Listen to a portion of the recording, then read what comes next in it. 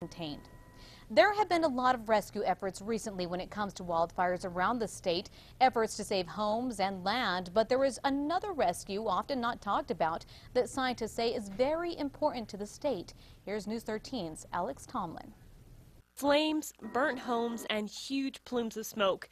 This is what the Whitewater Baldy Fire has made of much of the Gila. It's the largest fire in state history.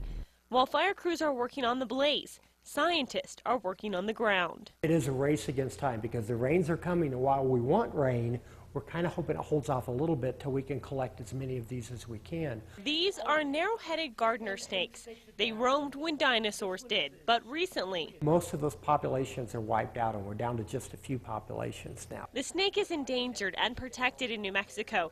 One of the last places they're found is in the Gila. That's where scientists from the biopark in Albuquerque are now catching and relocating the snakes. We're going to be seeing severe flooding, and we're going to be seeing a lot of this ash that goes down into the river system and chokes out all the aquatic life in there, which makes it hard for these guys to find food.